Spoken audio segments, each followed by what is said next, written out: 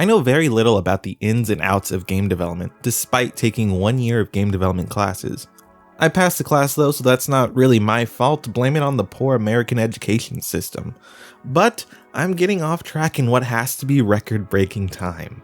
The point is, I know very little about game development, but I do know one thing with absolute certainty. No one sets out to make a bad game.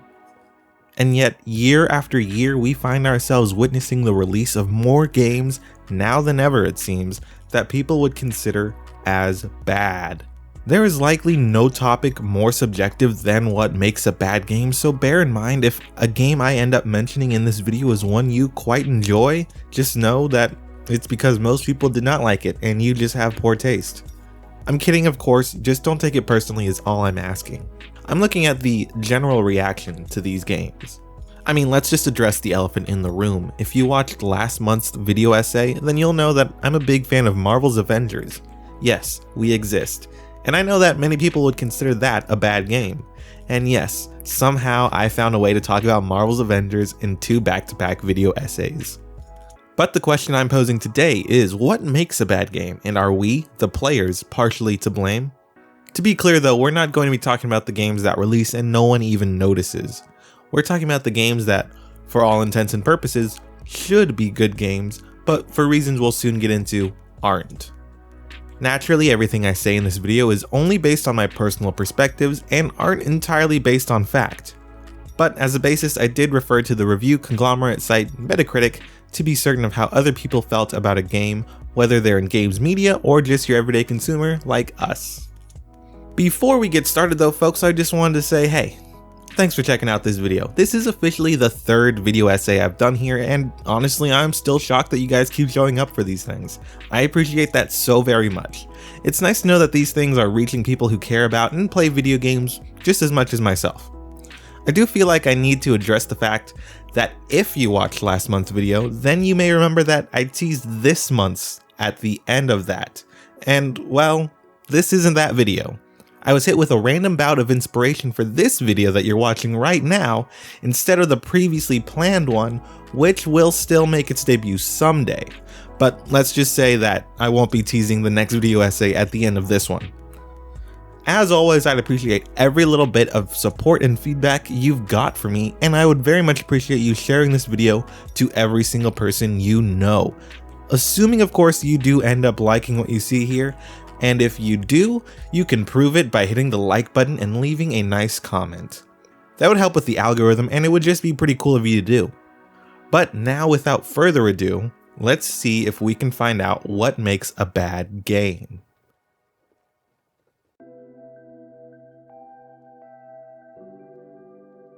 The argument can be made that past expectations is the #1 reason why games come out and people would consider them as bad. So we're going to be starting here.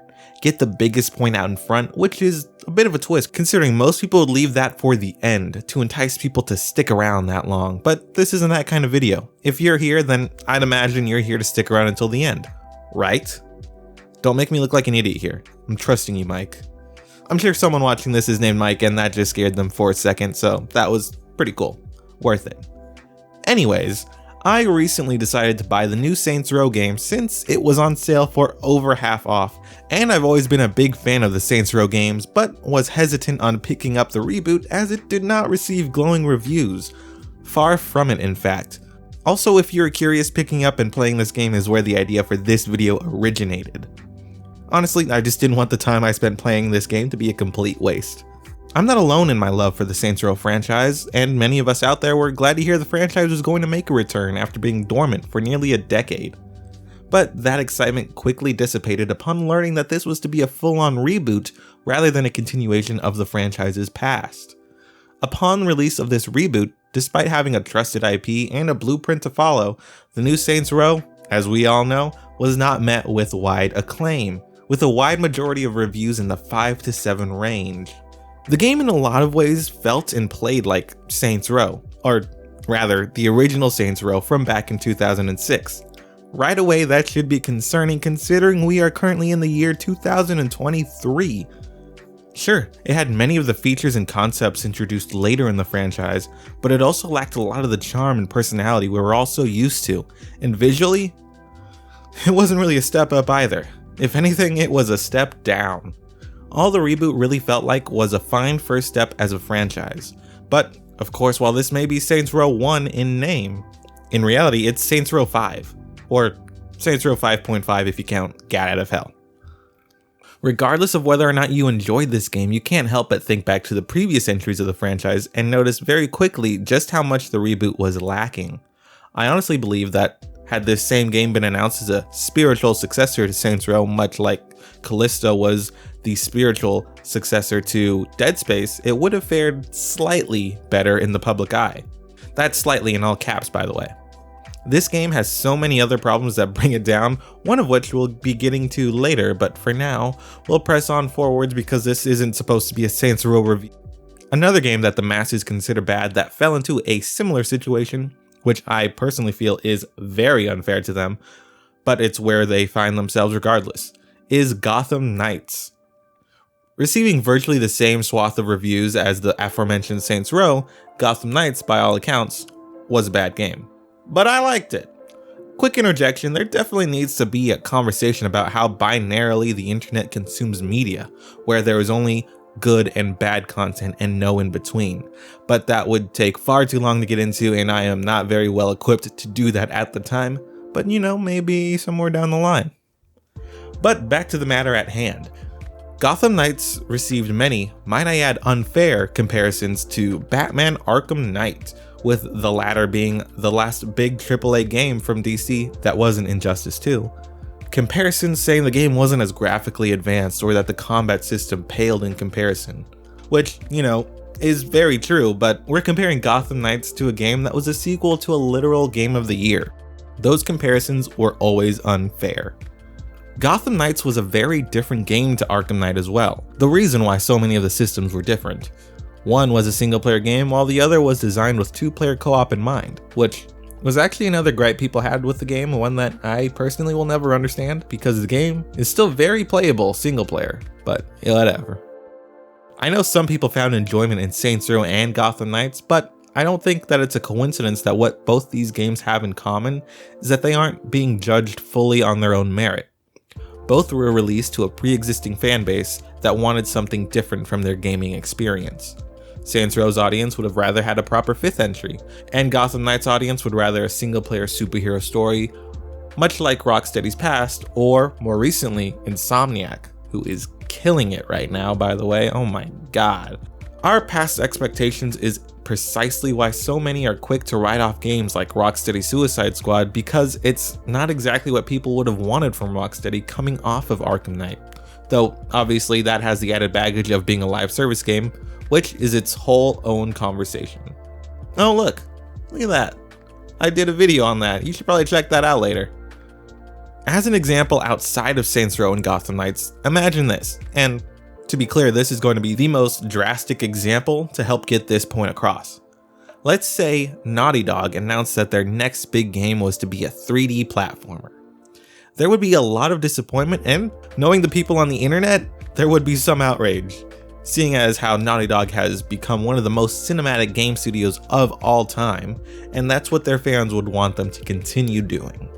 No matter how good that 3D platformer may be, people would be left wanting something else from them, immediately putting their hypothetical 3D platformer in a bad spot.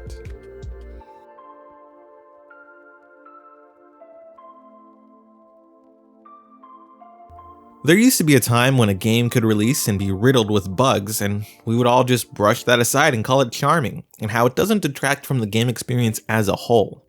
Today, however, that is a very different story.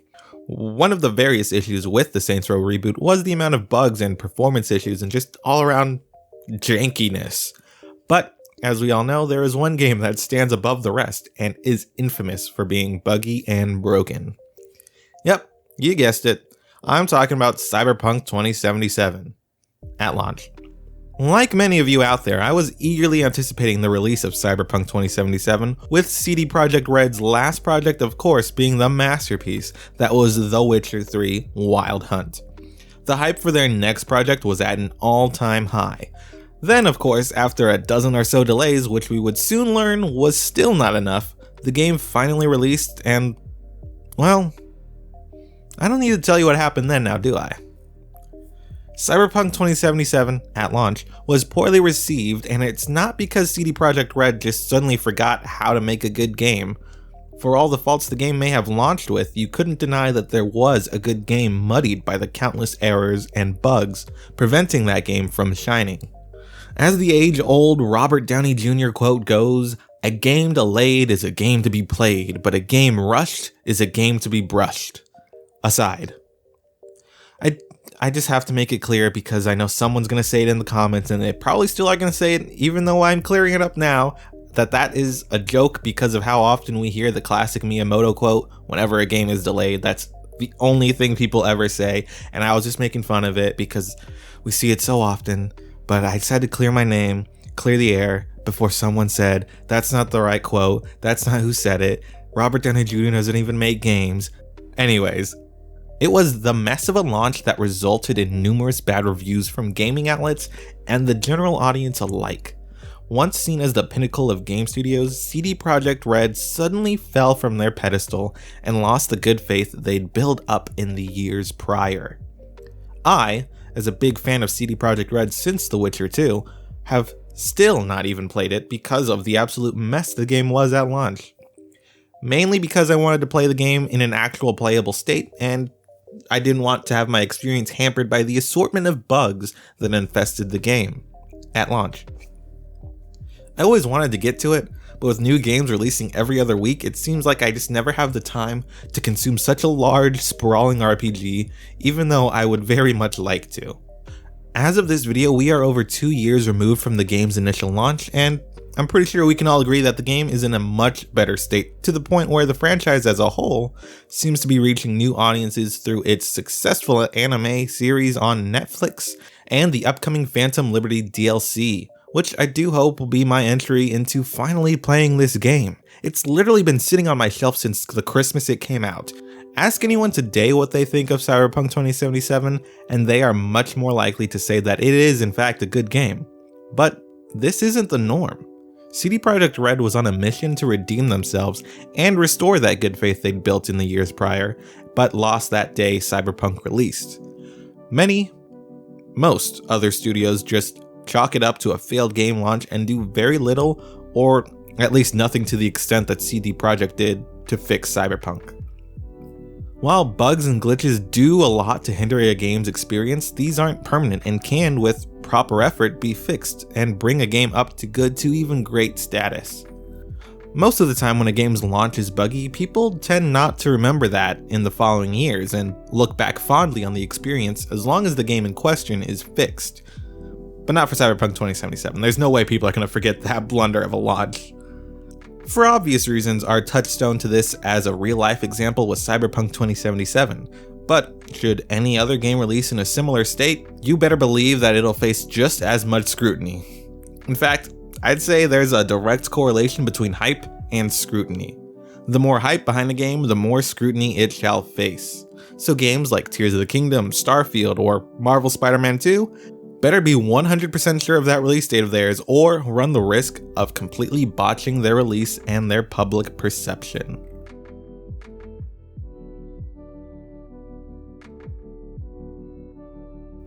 It's all super subjective. Probably not the answer you'd want to hear at the end of a video essay, which is essentially a non-answer, but at the end of the day, it's the closest to a correct answer as you can get. For example, I had a good time with Gotham Knights. Not everyone did, and that's okay. I really enjoyed Marvel's Avengers, and you'd be hard-pressed to find someone out there, other than myself, say, "Oh yeah, that Avengers game?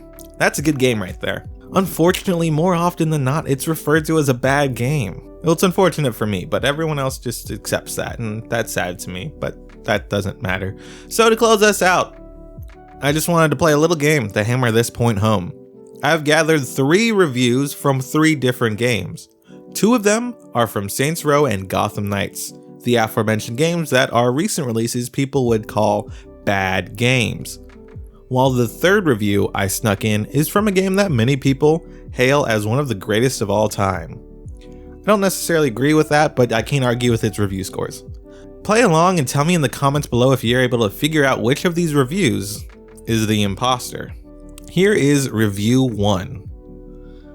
Blank is a game that does a lot of good and in many ways combines a lot of fun from other titles. However, few things are innovative, and certain mechanics feel old-fashioned. The world alternates between being incredibly pretty and agonizingly boring, and visually, Blank is beautiful due to its unique style, but disappoints when it comes to the technical side. Here is review number 2. Blank's gamble to reset and reground Blank pays off generously. A visual delight and plenty of gameplay mechanics to keep players goofing off for days, and the Blank setting is one of the best in video game history. Blank manages to retain what players loved while feeling fresh and new. And lastly, here is review number 3. Blank is the type of game you so dearly want to love, but time and time again it gives you a reason not to. What Blank has here is an excellent story and a fun combat system, with too many needless and confusing mechanics bolted on top. If you can look past them, there's a genuinely great game here. Okay, now I will now give you one moment to decide which review belongs to which game. Okay, great. That first review. Bring it back up on the screen. There it is. That was for Breath of the Wild. The second review, put it back on the screen, was for Saints Row. I know, right? That's such a glowing review for that game. I genuinely sounds like they were talking about Breath of the Wild. Which of course means that the third review was for Gotham Knights. Were you able to find out which one was the imposter? Let me know in the comments below. Even if you didn't, you can just say you did. I'll never know if it's a lie or not. Also, real quick, I just wanted to read out this last review I found for Gotham Knights that honestly just left me flabbergasted. Gotham Knights is up there with Elden Ring as a Game of the Year contender. Its fast, responsive, and action-paced combat is surpassed only by a narrative that had me glued from the very first cutscene. A must-play for fans of open-world titles and an easy pickup for anyone invested with the Gotham Knights or DC universe. It's pretty crazy just how wide a range of opinions there are on games. To compare Gotham Knights to Elden Ring is insane to me. But hey, that's how video game opinions tend to go. So, what did you think of that video? Considering it came from a place of me playing a bad game and not wanting that time and money to be a complete waste, I thought it turned out pretty well, me personally, but I'm a little biased, so, be sure to let me know what you thought in the comments down below. And, hey, what are some games that you consider bad? And don't give me some basic answers, let's get all our hot takes going down there in the comments section and boost that algorithm. I'm still a very small channel that of course would like to blossom, and the only way that that's possible is with the help of you all out there. And you know what else helps boost the algorithm? Liking and subscribing. So if you did like this video, why not prove it by leaving a like, and if you aren't already, you should subscribe so that you'll be notified whenever I release a new video. I do monthly video essays and I still haven't done anything else yet, but I do plan to. But as you can imagine, having a full-time job pulls time away from content creation. But yeah, thanks for stopping by and I hope you'll join me in the next one. Stay safe and play some video games.